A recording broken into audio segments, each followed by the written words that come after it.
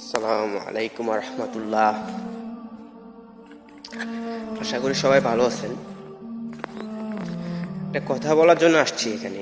আমি সচরাচর ভিডিও বানাই না, তারপরে একটু মনে চাইলো এই জন্য বানাইতেছি আর কি। এই দুনিয়াটা হচ্ছে ক্ষণস্থায়ী, চিরস্থায়ী না। এই 2 দিনের দুনিয়ায় মানুষ কতটুকু স্বার্থপর হতে পারে সেটা শুধু যারা একমাত্র মানুষের কাছে ঠকছে তারাই বলতে পারবে যে আসলে কতটুকু স্বার্থপর দুনিয়াটা। কেননা মনে করেন যে দেখা যায় কিছু কিছু মানুষ দুনিয়াটাই মনে করে জান্নাত। আসলে জান্নাত হচ্ছে এমন একটা জিনিস যেখানে সবার কপালে থাকে না।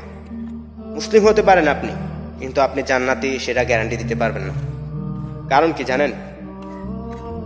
জাহান্নাম তৈরি করছে তাদের জন্য যারা মনে করেন যে দুনিয়াতে আল্লাহর কাজ করে নাই। আল্লাহ তো সৃষ্টি করছে আপনাকে আল্লাহর কাজ করার জন্য, আপনার নিজের কাজ করার জন্য না। যদি আপনি আপনার কাজ নিয়ে ব্যস্ত থাকেন, আল্লাহ তাআলাকে ভুলে যান, তাহলে কিভাবে হবে? আল্লাহ তাআলা তো আপনাকে আপনার কাজের জন্য পাঠায় নাই, আল্লাহ তাআলার কাজের জন্য পাঠাইছে। নামাজ পড়বেন, রোজা রাখবেন, মানুষকে সাহায্য করবেন, টাকা দিয়ে নয়, শারীরিক শ্রম দিয়ে আপনি সাহায্য করেন। দেখেন, এটাই আপনার অনেক শান্তি হবে। আপনি টাকার জন্য সারাদিন দৌড় পড়েন, নামাজের সময় কাজ নিয়ে ব্যস্ত থাকেন, নামাজ পড়েন না, তাহলে কি আপনি জান্নাতে আশা করতে পারেন? মানুষকে ধোঁকা দেন, মানুষকে কষ্ট দেন, এভাবে কি হয়? আমরা বলি যে হ্যাঁ আমরা তো মুসলিম, আমরা একদিন না একদিন জান্নাতে যাব। হ্যাঁ, আমরা একদিন জান্নাতে যাব, কিন্তু সেটা কখন? যখন আমাদের গুনাহগুলা, আমাদের যে অপরাধ, আমরা আল্লাহর যে কাজ করি নাই, আল্লাহ যে আমাদের যে নির্দেশ দিয়েছে নির্দেশ পালন করে নাই, এটির প্রায়শ্চিত্ত দিয়ে তারপরে আমরা জান্নাতে যেতে পারবো। এইগুলা মানুষ বুঝে না। মানুষকে ইসলামের দাওয়াত দিলে মনে করে যে হ্যাঁ সে শিবির বা সে তাবলিগ করে, জামাতে কাজ করে। আসলে এগুলা বলা ঠিক না। যারা তাবলিগ করে বা যারা জামাত করে তারা অবশ্যই ইসলামের দাওয়াত দেয়। তারা কোনো আপনাকে খারাপ কাজের জন্য আহ্বান করে না, আপনাকে নামাজের জন্য দাওয়াত দেয়। তাহলে আপনি তাদেরকে কিভাবে আপনি খারাপ চোখে দেখেন? তারা যদি খারাপ করে থাকে তাদের খারাপটা তাদের কাছে ছেড়ে দেন, আপনি তাদের ভালো জিনিসটা আপনি গ্রহণ করে নেন।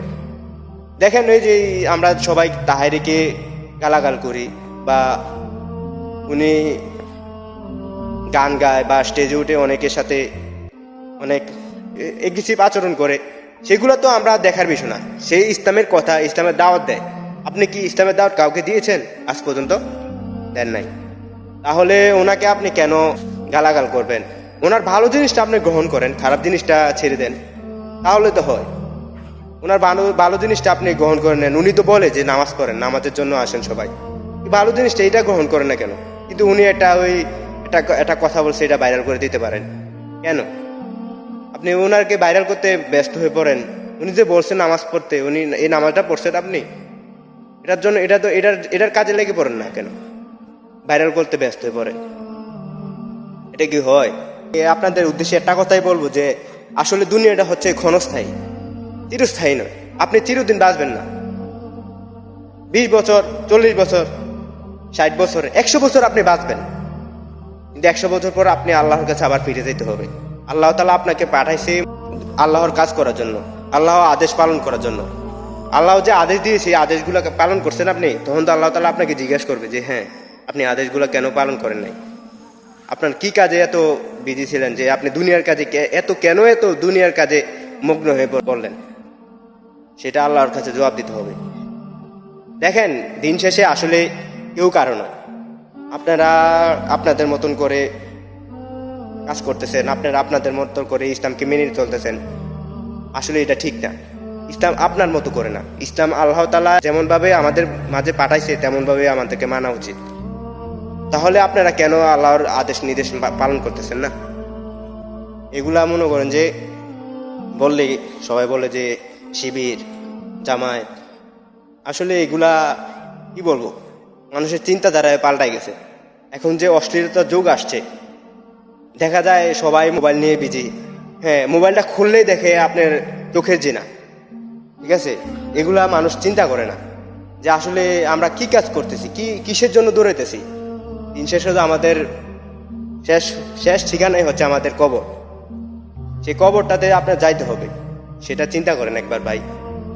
মানুষকে কখনোই ধোঁকা দিবেন না, মানুষের সাথে ভালো আচরণ করেন, আল্লাহর কাজে একটু সময় দেন, নামাজ পড়েন, রোজা রাখেন।